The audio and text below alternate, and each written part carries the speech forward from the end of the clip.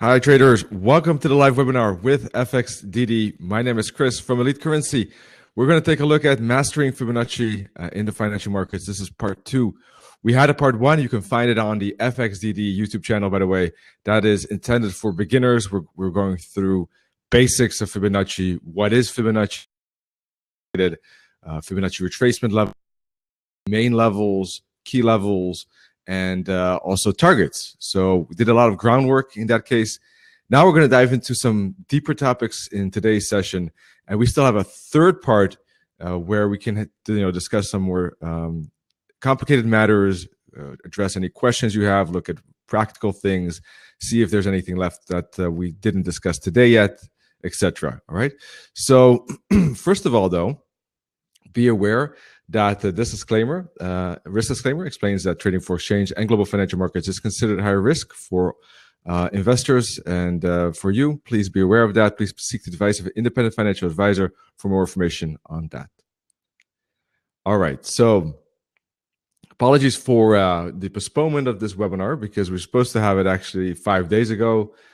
But unfortunately, I managed to catch a pretty nasty flu and fever. So yeah, that's not a good combination for speaking. But I'm back, not 100%, but enough to be here with you today. So, all right. So we got a lot of things to cover. Now, as we indicated last time, Fibonacci is really the best tool for a trend, because if it is ranging, let's take a look at the euro dollar. It has been ranging pretty nicely, so we can use this as an example. If you start to put fib, from here to here, for instance, right?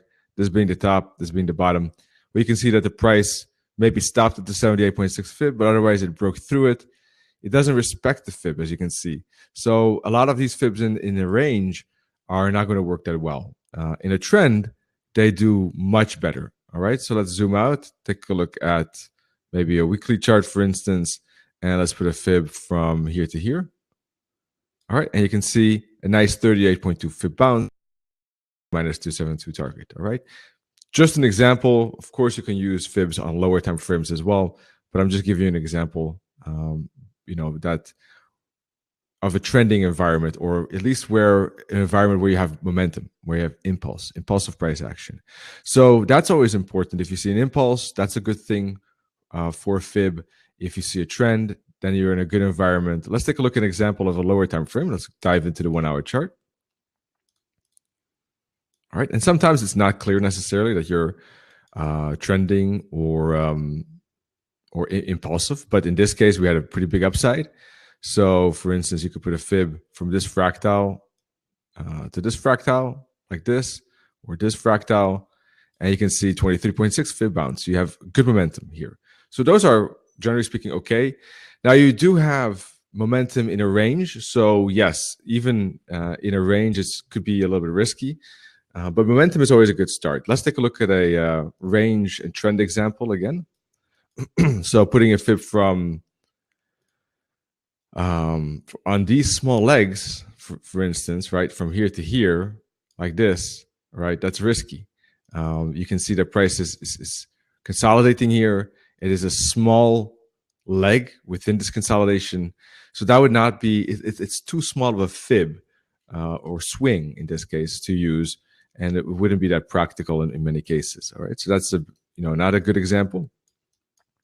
And here too, again, putting a fib on a small leg like this, right, from here to here, not good. You're trading in this kind of consolidation range. So let's take a look at a trending example. Well, here we have a trend, I guess. We have higher highs, higher lows. All right, so we could put a fib from the bottom to the top. There we go. Bounce at the 38.2 fib, right up to the minus 61.8 target. So you see a couple of examples where you got a trend established, and in this case also clear momentum, like this. Trend channel, clear momentum here in this part. By the way, let me show you with my cursor this part. All right, so those are good characteristics of a chart if you want to use a fib. All right, so make sure, when you're using fibs, it's a lot about understanding which is the correct swing. Is there a trend going on? These are really not two things that you maybe would expect are connected that deeply with Fibonacci, but they are in fact very important for successful placement of the fib and therefore finding successful Fibonacci levels and targets. All right, so once again, do you see a trend or is it ranging? If it's trending, do you see a clear impulse? All right, and if you see a clear impulse, then you can use the top and bottom for the fib, and you can wait for retracement. You can use other tools and tactics to give support. For instance, in this case, we had a long-term moving average that helped support it. We had a bottom of an uptrend channel that helps support it. From that perspective, we maybe not necessarily expected a deep retracement towards the 78.6 fib. From that perspective, maybe it was logical that the price stopped at the 38.50 fib because there was a lot of confluence of support in that zone. All right. Sorry, I'm not totally sharp. I forgot my lighting. Apologies.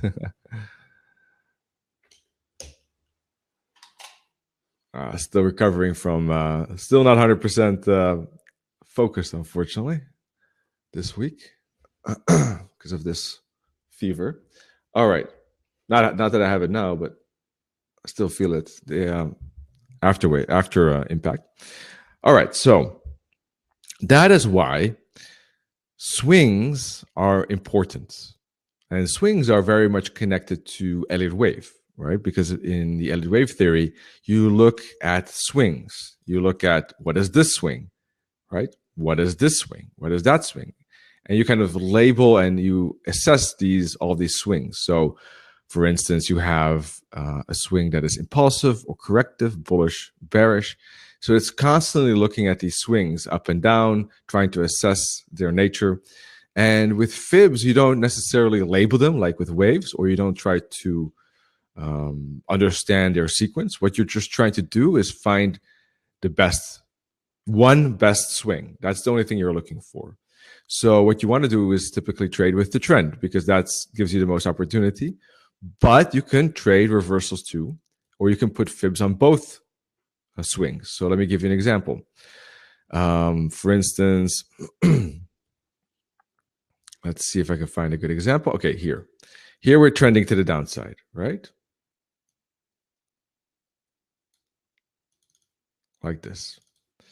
And we had even a sharper downtrend like that. Okay, so you want to probably already start fibbing. You could even put a fib from here to here. That's the counter trend swing, right? Because it's showing sharp momentum to the downside. It's dangerous because it's counter trend.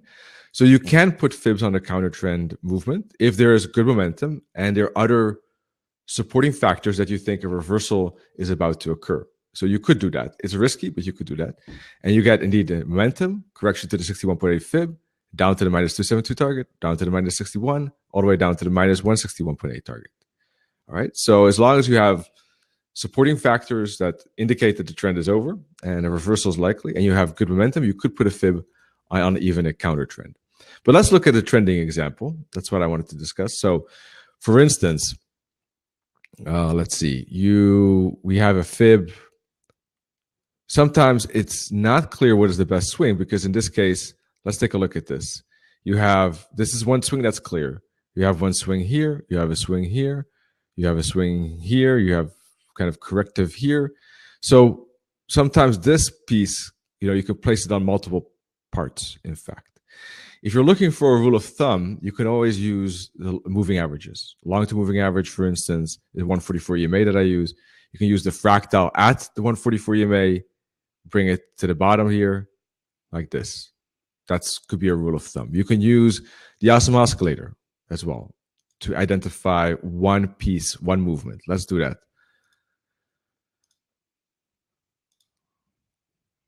All right, so what does the awesome oscillator say? It says that, yeah, more or less that this is the best piece. You can see that this was one piece here, this was one piece, and this was one piece all the way to technically here. Let's see, here. And then we had this piece, okay? But I don't think there's anything wrong with extending this a little bit lower like that. Okay, good. So 38.2 fib bounce right down to the minus 272 target. Now that was, you know, the long-term moving average helped us in this case, as you can see, and the awesome oscillator. And of course, we're always fibbing it from, excuse me, from top to bottom here. In this case, we're using fractals. If it doesn't have a fractal, it wouldn't make sense. But this is logical. These are logical tops and bottoms. If you don't use fractals, you would choose these two as well. Because it's if you use the long-term moving average logic, at least here, and the awesome oscillator logic. But the fractals help identify points as well. That's another factor that you can use. Now, besides with the trend fib, in this case, you can place a counter trend fib to understand where there's confluence from a fib point of view. So you can put it on this bottom to this top. There we go. Let's make it a little different color.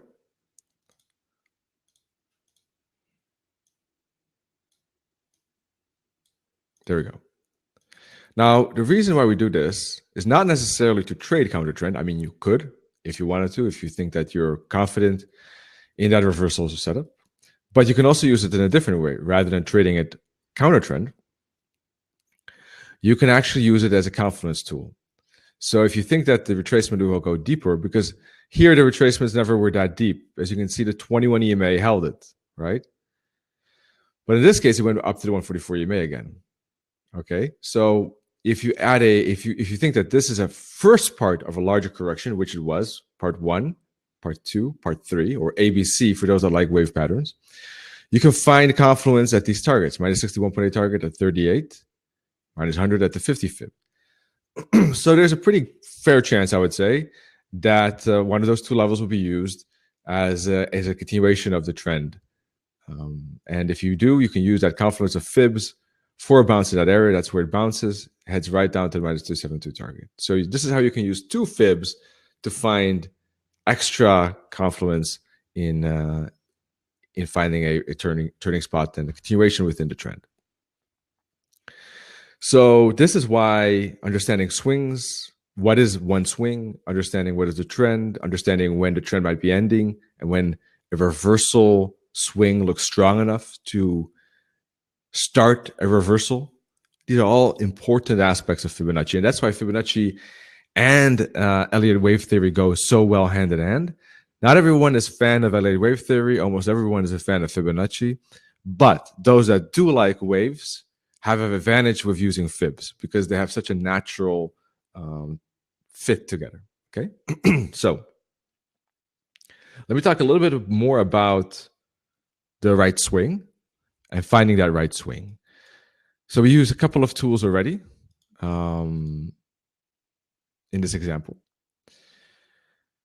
Now, let's take a look at some other example. Okay, now is there something, let's say we're here, right? Is there something wrong with using this fib? All right, not necessarily. I mean, it is a short swing, but that's okay. I mean, you can use swings not only for massive movements, but also for these smaller movements, right? And if you know, that's something that is not unusable either in this case. And a good fib. Now, would you use a different fib? Would you try to use this fib from here to here? Like that? All right. Again, it is possible too. You can use any necessarily swing that you think is valid. There's not necessarily anything against that. But now you are using a smaller fib, right? A bigger fib would be from this top still to the same bottom, in fact. Okay. That is less risky. So that's something you want to be aware of. You can use smaller fibs with and bigger fibs at the same time. In fact, you could draw both like this. But be aware that the bigger one, of course, is a little bit more sturdier. It all depends also on context and confluence of support and resistance levels, higher time frames. Fibonacci placement is really something that is discretionary, And the more information you gather, generally speaking, the better you're off. All right. We'll discuss a non-discretionary fib method in the third part. That will be, I think that third part is, I believe, on Sunday, actually. Yes, Sunday, 2 days from now. All right. So yes, you can draw multiple fibs like this, but be aware that one is sturdier, the other is a little bit weaker. Okay, in this case, both held, both did not break through the top or the invalidation spot in this case. However, if you start to see your prices going sideways like that, right, then you definitely wouldn't want to put a fib somewhere in this zone, right? Because then price could easily take that fib out. So that's a range. You want to put the fib not in the range, but that kind of explains the range. This is momentum, range, continuation. Now, if you want to use, you have a range and continuation. If you want to use this top instead of this top after that, I think that's a fair assessment to do, despite the fact that it didn't hit the 144 EMA. I think that in some cases you can make an exception. It's pretty close to the 144 EMA. We're talking about 12 pips. And we had a pretty sizable consolidation zone before it. So I think using this high for the next fib is okay as a smaller fib. So you can use bigger and smaller fibs. You can still leave on the big fib. And if you get this consolidation zone, you can either use this fib like this, or the one I originally had, which was all the way from here to here. All right.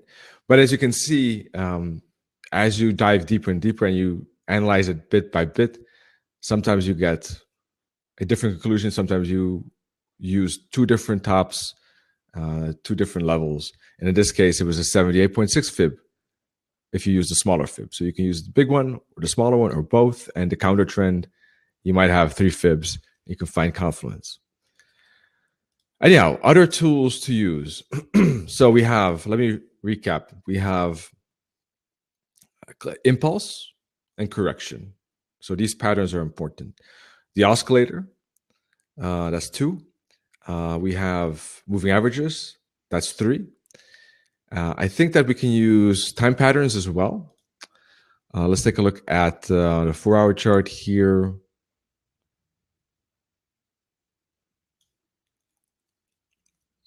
Let's see. Let me go a bit back so we find some new spots.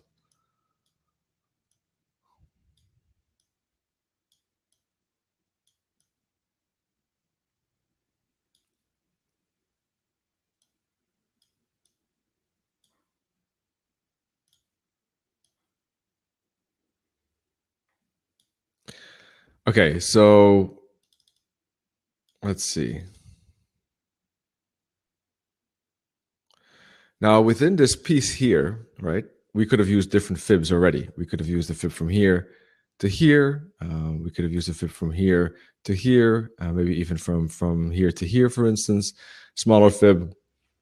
But eventually you see that price makes a bigger retracement. You see that a lot of candles do not break this bottom. And eventually you see that this is one swing, right? So then you would use the entire swing. So it's okay to use smaller fibs at times, but eventually don't forget to zoom out, see the bigger picture, see the bigger fib, and move back a step, basically. It's okay if you use smaller fibs in this piece, but eventually that swing will be over and you'll get a bigger retracement of the entire swing. You'll get pieces and pushes and continuations within this one swing, as you can see. Here too, you had a correction, one more continuation, but eventually we got a bigger correction. So you want to be sensitive to the fact that eventually this correction will happen of this entire swing. And then you want to put the fib from A to, from the entire swing, not only a part of that swing. And so one of those factors could be time factor, because in this case you had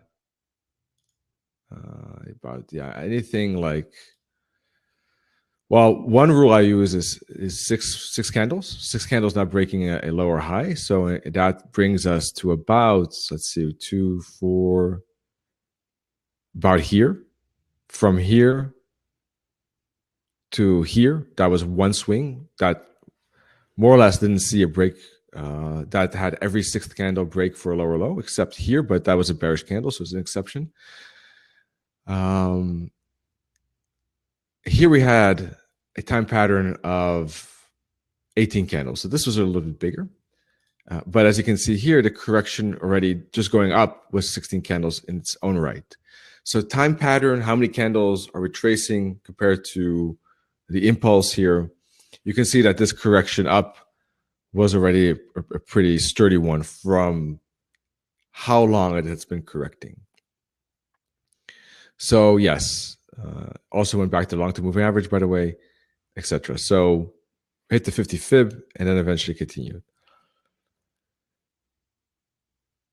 All right, let me think if there's something else. Also, you can see the oscillator, nice one swing, as you can see. And if you look at the 1 hour chart, what is one swing on the 4 hour chart, right? We'll have multiple swings on the hourly chart. Let's take a look.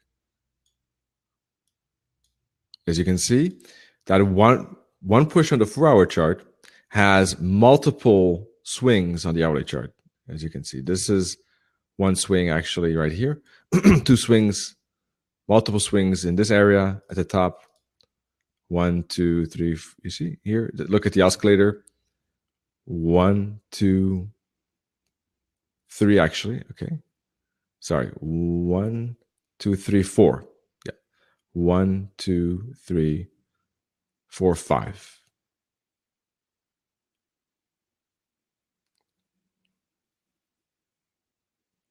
And now, I'm not good in counting today, but even within this big push up, as you can see, it reached the zero line here. All right, so another 1, 2 swings, and another push down, and another retracement, another 2 swings here, and another push down, a retracement, another 2 swings here.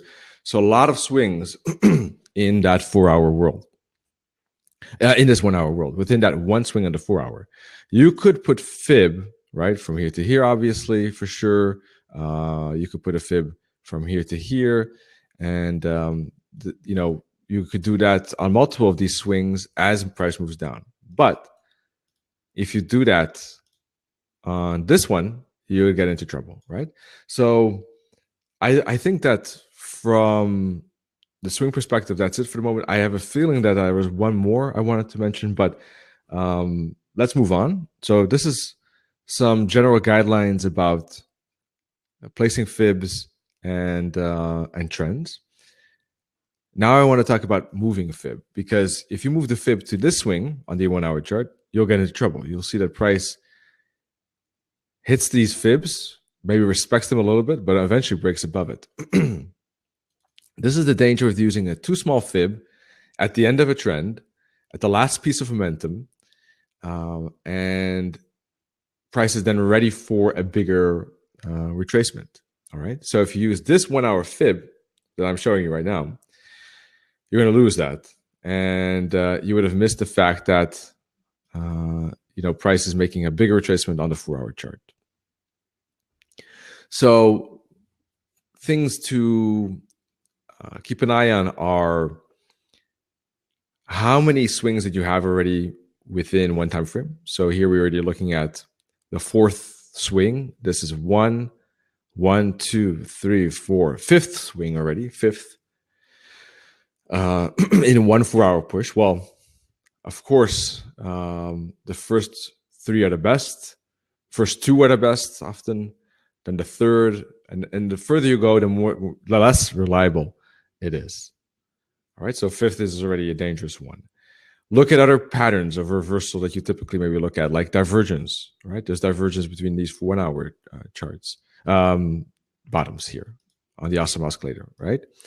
4 hour chart has stayed below the 21 EMA for a while, but even the 4 hour chart shows divergence, and it was an uptrend before that. So kind of a retracement, a break, retracement, continuation wouldn't be too strange, right? From this perspective, considering the divergence. So the moving averages in this case also indicate, yes, a trend, but a little bit of exhaustion in that trend. Maybe if you add a pattern like this as well, a chart pattern like that, Whatever you use for identifying a reversal, that would help with avoiding placing a fib on that very last tail end, getting caught in a bigger retracement. As you can see, the downtrend did continue. It just didn't continue with this fib, right? That gets you into trouble. But it continued. Once you recognize that you're getting to the tail end, you have to zoom out to the higher time frame and use the swing again. That that shows the overall structure, that matches the overall structure. In this case, that last bit was not the good fib, was not the good swing because it was running into a bigger retracement. So when you see that, you want to put the fib back on the bigger swing rather than focusing on the smaller swings within the swing, within the bigger swing. Okay.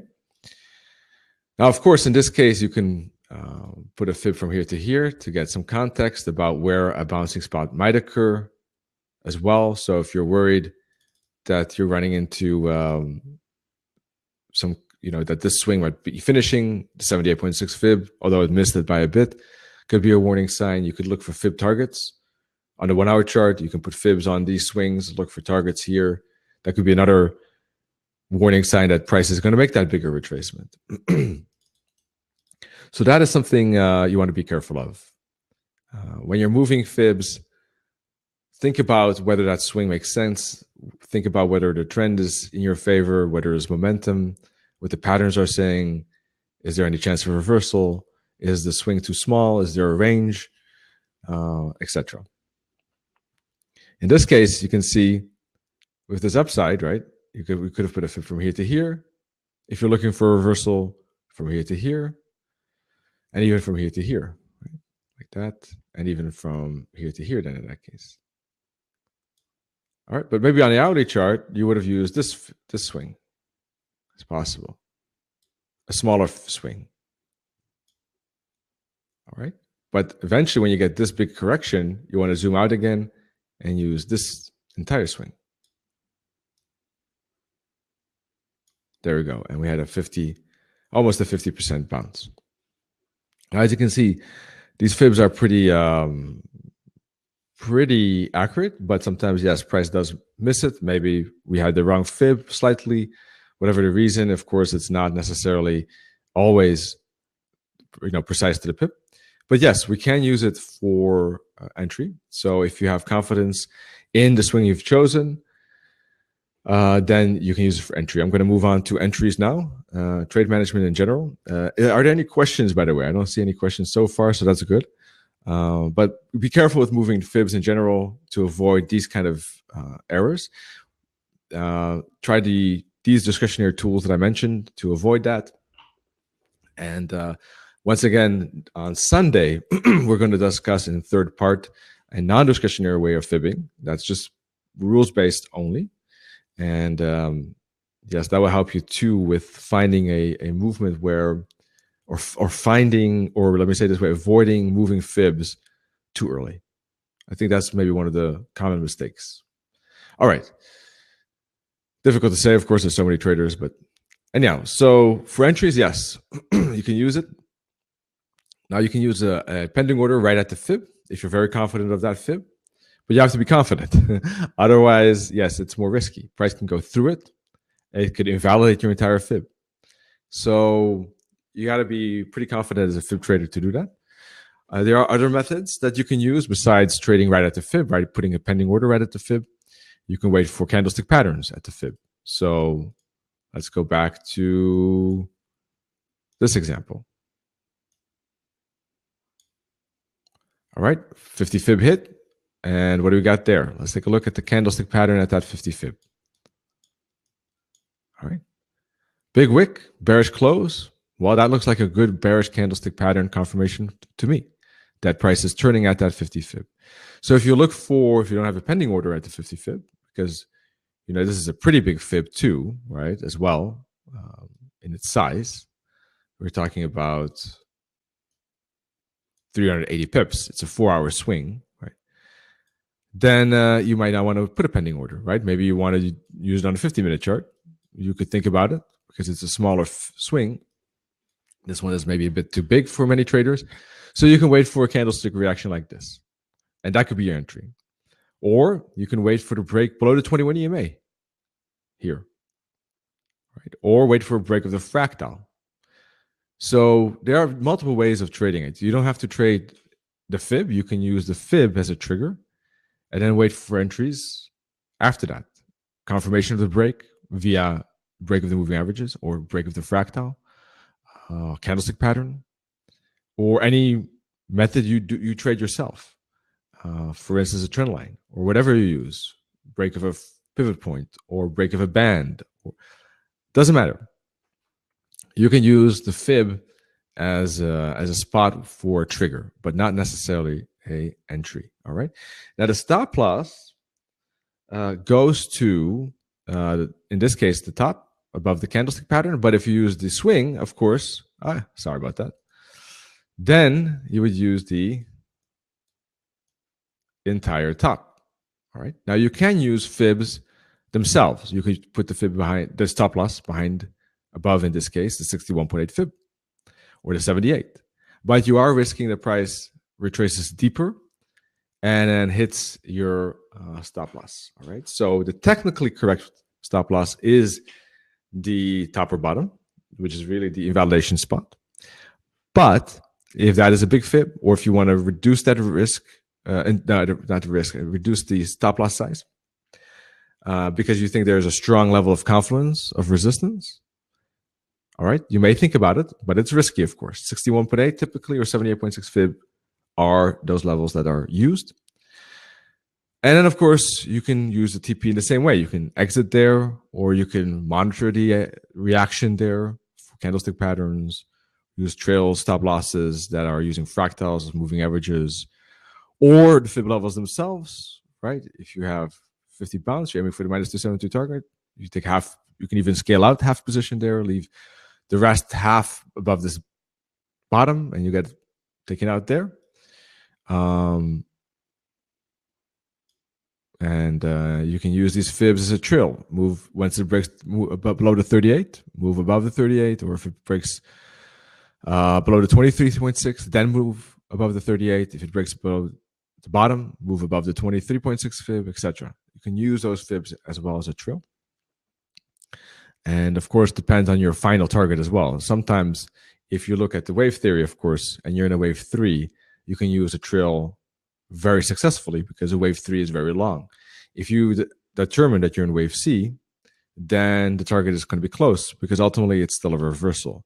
So yes, once again, another point where a lead wave does help with identifying your target as well. So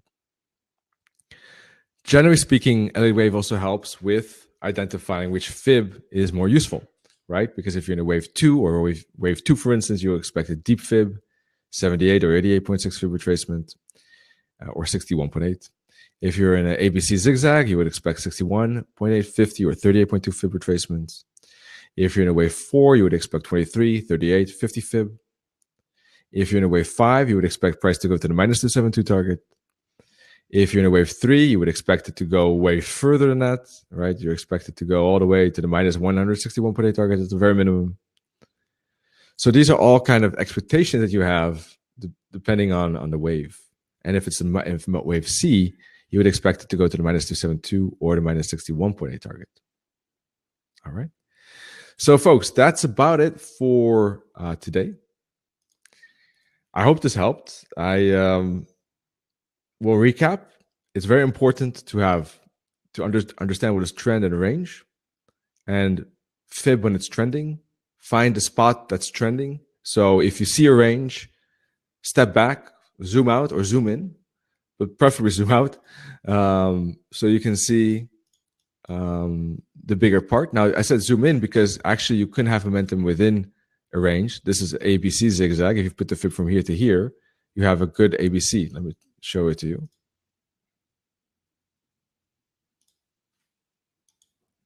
For instance, here, like that. So you could zoom in as well. You see, ABC zigzag. All right. So 1 second, folks. My cat is trying to. I forgot to put her in the other room. Let's quickly wrap up. All right. Just give me 1 second, folks.